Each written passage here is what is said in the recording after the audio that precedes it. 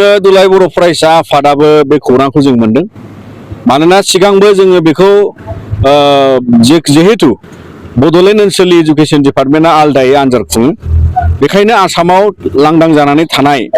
आसाम सरकारखौ खावलायनानै बावहाय स्पेशल टेट बर' बिजोंनि थाखाय खुंनाय जादों आरो बावहाय स्पेशली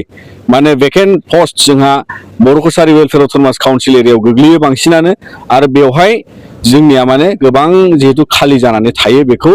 फिलआप खालामनायनि बेलायाव जोंबो लुबैदोंमोन आरो जोङो बुंदों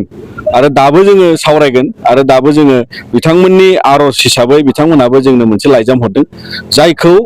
बर' कसारि वेलफेयार अट'नमास काउन्सिलाव थानाय टेट क्वालिफाइड बिथांमोनहा प्रेफारेन्स मोननांगौ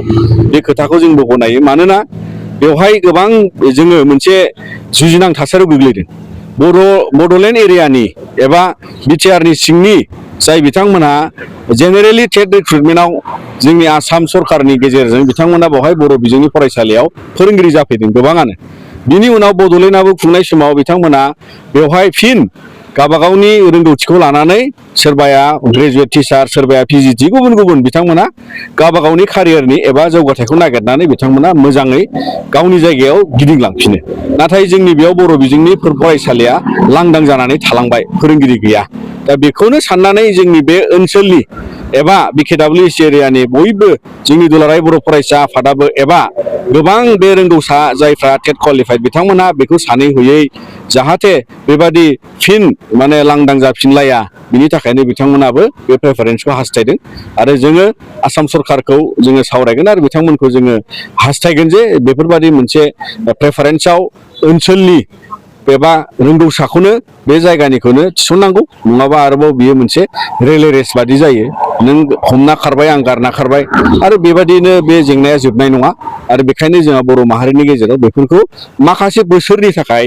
जाय बिथांमोना गोदानै फोरोंगिरि जागोन जों मिथिगौ बिथांमोना सोरबा 20 बोसोर 25 बोसोर बेखौ मोजाङैनो दैदेनलांनो हागोन आरो बिनि थाखायनो जों बेफोरखौबो दुलाराय बर' फरायसा आफादा आसाम सरकारजों जों सावरायगोन नैबे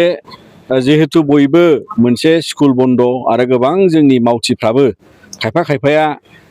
गोबां माने इनस्टिटिउसन्सफ्राव फरायसालिफ्राव लोब्बा दङ आरो बेखायनो जोङो नैबे गोलोम बोथोरनि बन्द'आव गोबांखौ नाजादों आरो जोङो दा गिबि हिसाबै जोङो धेमाजि जिल्लायाव बेखौ खुंग्रोदों आरो जों लासै लासै जेरावबो बेखौ खुंलांगोन आरो मानोना बेयो जोंनि बोसोराव जानाय नियम एबा जाय जिल्लाया माने बेबायदि गोदान बिबानगिरिफोर फैयो जों बिनि सायावनो बेफोर गोनांथिखौनो बुजिनानै दुलाराय बर' फरायसा आफादनि संबिधाननि गोहोजों जोङो बेखौहाय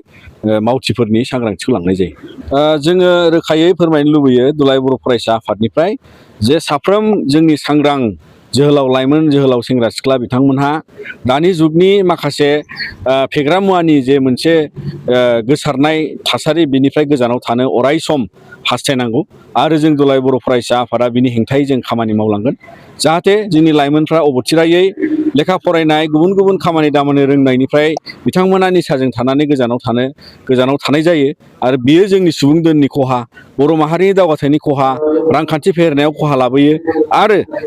हारिमुनि बा माहारिनि सोदोमस्रि दानायाव खहा लाबोयो बिनि थाखायनो ड्राग्सल' नङा जौबो जुवाबो आरो गुबुन गुबुन रोखोमनि जायहा जोंखौ माने मुलाम्फा होआ बिनिफ्राय गोजानाव थाजोबनांगौ जाहाथे जोंनि बयबो राफोदै जोङो हारि दैदेननांगौ एबा हादोरखौ जोङो गेबेङै जोंनि रांखान्थि फेहेरनायजों लोगोसे गावनि न'खर एबा समाजखौ बर' हारियाव गेरेमसा माहारि दानायाव बयबो लोगो जानांगौ बिनि थाखायनो जों दुलाराय बर' फरायसा आफादा बेफोरनिफ्राय गोजानाव थानांगौनि थाखाय साफ्रोम लाइमोनखौ जोङो खावलायहरो। Thank you. दुलाराय बर' फरायसा आफादा जोङो गुबुन गुबुन समाव थांनाय जि 6 बोसोरसिम दिनैसिमबो बिटिआर गोरोबथा जानायनि उनाव गोबां दफाफ्रा मावफुंजायाखै आरो बिनि गेजेराव भारत संबिधाननि जे संशोधन जानांगौ बेवहाय 125 एमेन्डमेन्टनि बाथ्रा आरो आसामाव थानानै सनितपुर बिस्वनाथनि सिमा लावनांगौनि मोनसे बाथ्रा बर' कसारि काउन्सिलाव इलेक्सन जानांगौ समस्ति थिग जानांगौ गामि नटिफिकेसन मोजाङै जानांगौ दा बेफोर गासैबो बे एकर्डजों सोमोन्दो थानाय माखासे जेंनाफोर जायखौ लानानै दुलाराय बर' फरायसा आफादा जों थाद'आखै जोङो बेखौ हास्थायगोन आरो बेखौ जों नारसिनगोन आरो भारत सरकारा जेब्लासिम बिनि सायाव गेबेङै एबा 125 एमेन्डमेन्टखौ लाबोनानै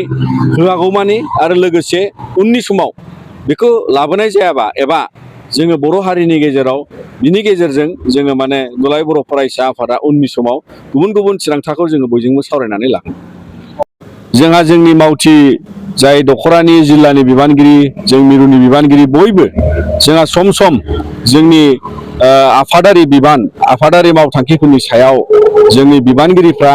सांग्राङै जोङो माबायदियै